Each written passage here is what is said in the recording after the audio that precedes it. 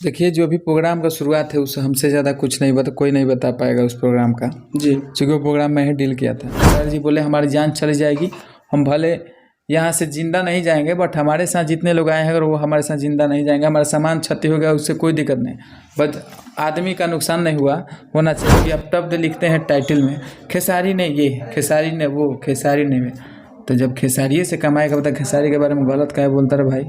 सही बात, गलत मत बोल। हम इतना बोल लेना लेकिन पहला बार बोल ले बने चूँकि नेपाल ला घटना पर तुले इतना गंदा बनैले बार लो, इतना गंदा बनैले बार लो कि हमारे चूँकि हम कार्यक्रम की शुरुआत से लेकर अभी तक है, हमारा ज़्यादा तुम नहीं जान के ले लो। परमिशन हमारा पास आई रहे, दो को परमिशन, एक पूरा प्रोग्राम का परमिशन और एक खेसारी जी के नाम से पर्सनल परमिशन मिला था जो प्रशासन ने वहाँ से दिया था, नेपाली भाषा में लिखा रहा।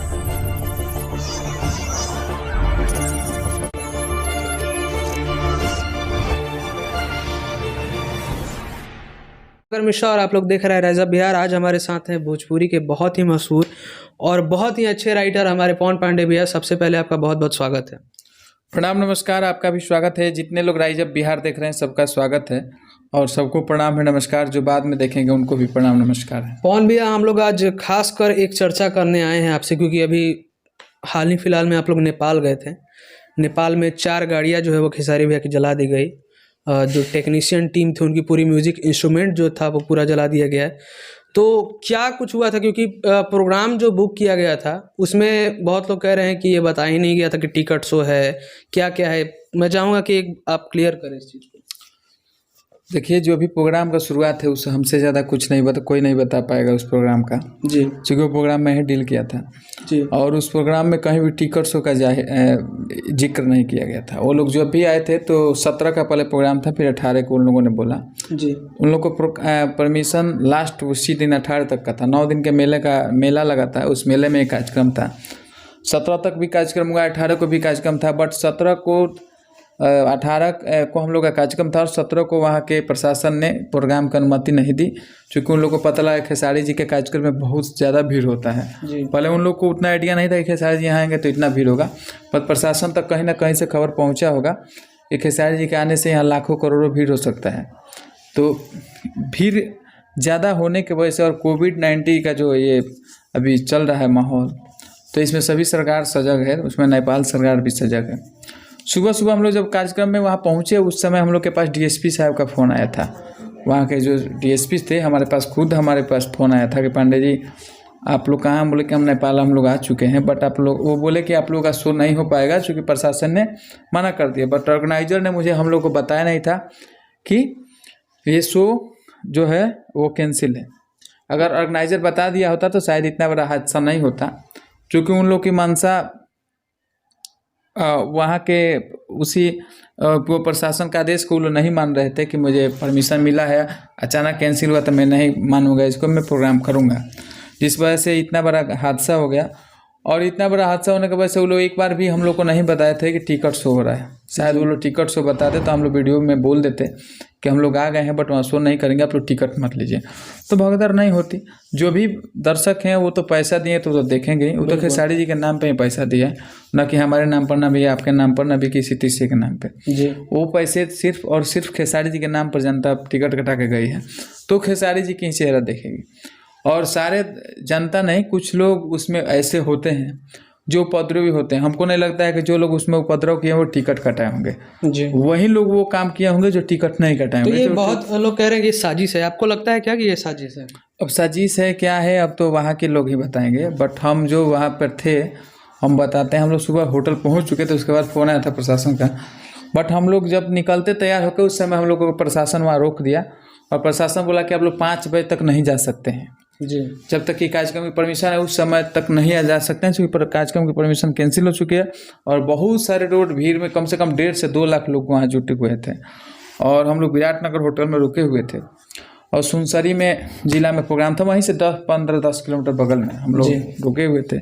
और बहुत ही उपद्रव जब शुरू हुआ तो कम से कम हम लोग, प्रशासन बोले कि आप लोग को हम लोग सुरक्षित निकाल दिए, बट खेसारी जी बोले और सारे लोग बोले कि नहीं, जब तक हमारी पूरी टीम इकट्ठा नहीं हो जाती है तब तक हम नहीं निकल पाएंगे। ये बहुत बड़ी बात होती है टीम की। और मतलब हमको लगता है कि शायद दूसरे कोई होता तो खेसारी जी का तो पहले अपना जान बचा के निकल जाता, फिर बाद में क्या होता वो अपना देखा। लेकिन खेसारी जी बोले हमारी जान चली जाएगी, हम भले यहाँ से जिंदा नहीं जाएंगे, बट हमारे साथ जितने लोग आए हैं अगर वो हमारे साथ जिंदा नहीं जाएंगे, हमारा सामान क्षति हो गया उससे कोई दिक्कत नहीं, बट आदमी का नुकसान नहीं होना चाहिए। उसके बाद हम और विवेक जी सभी लोग मिल के वहाँ स्पॉट पर पहुँचे।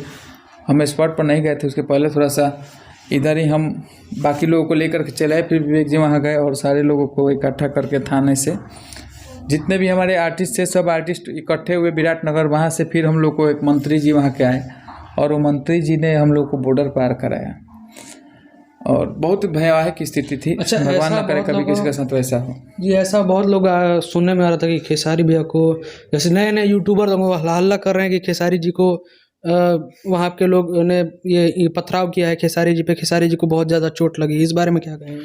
नहीं, खेसारी जी वहाँ पहुँचे ही नहीं थे, चूँकि हम लोग होटल तक ही थे, कार्यक्रम स्थल तक नहीं पहुँचे। हम लोग नेपाल पहुँच करके हम लोग का सिम तो पहले बंद हो गया जी, स्विम कोई काम नहीं कर रहा था।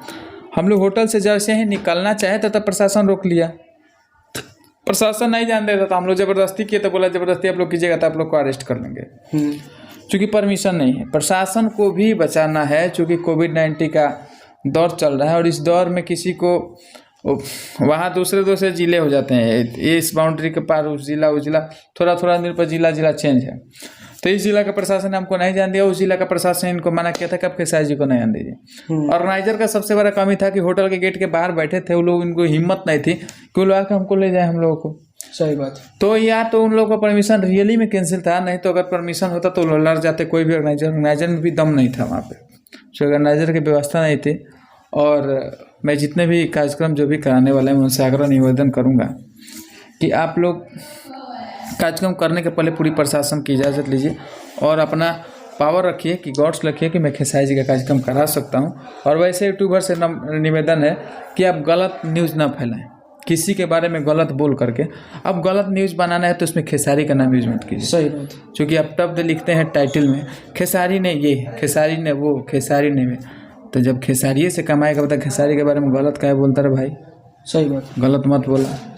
अच्छा गलत काहे जब उसी से रोजी रोटी चल रहा है खेसारी जी के आपका टाइटल डालने से आपके यूट्यूब का, तो गलत मत बोलिए। सही मैं तो यही कहूँगा, ठीक है। तो आप लोग जितने लोग हैं यूट्यूबर भाई लोग, उन लोगों से मेरा निवेदन है कि आप गलत न्यूज़ मत बनाइए, या तो उस पर लिखिए नहीं खेसारी लाल यादव। अगर खेसारी लाल यादव के बारे में गलत न्यूज़ बना रहे हैं तो उस पर मत लिखिए कि खेसारी लाल यादव, तब तन देख लो तन के व्यू जाता, तब तन के व्यू चले, तब ओरिजिनल यूट्यूबर वाला लोग। सही बात। हम इतना बोल लेना लेकिन पहला बार बोल रहे बने, चूँकि नेपाल ना घटना पर तुले इतना गंदा बनैले बार लोग, इतना गंदा बनैले बार लोग कि हमारे, चूँकि हम कार्यक्रम की शुरुआत से लेकर अभी तक है, हमारा ज़्यादा तुम नहीं जान के ले लो। परमिशन हमारा पास आई रहे, दो को परमिशन, एक पूरा प्रोग्राम का परमिशन और एक खेसारी जी के नाम से पर्सनल परमिशन मिला था जो प्रशासन ने वहाँ से दिया था। नेपाली भाषा में लिखा है, वो सब चीज़ लिखा है। लेकिन आप लोग वहाँ पे जब थे तो बहुत लोग, वहाँ के लोग जो थे वो हिंदी समझ ही नहीं पा रहे थे, हिंदी बोल ही नहीं पा रहे थे, तो कैसे हैंडल कर पाए आप लोग? हिंदी ना समझ रहे लगे, भोजपुरी समझत रहे, तो भोजपुरी में आदमी बोलत रहे तो तबे न खेसारी जी के बोल रहे, भोजपुरी समझते रहे तबे न।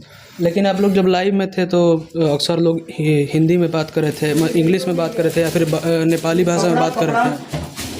तो नेपाली में जे ना समझी तो कैसे वो खेसारी जी के बोला दी, भोजपुरी बोलत रहे तब में बोला रहे। चलिए चल ठीक बा, लास्ट में नमस्कार प्रणाम। लास्ट में मैसेज बा कि यूट्यूबर लोग सुधर जाइए आप लोग, और जो मैं बोला उसको फॉलो कीजिए। बहुत प्रणाम।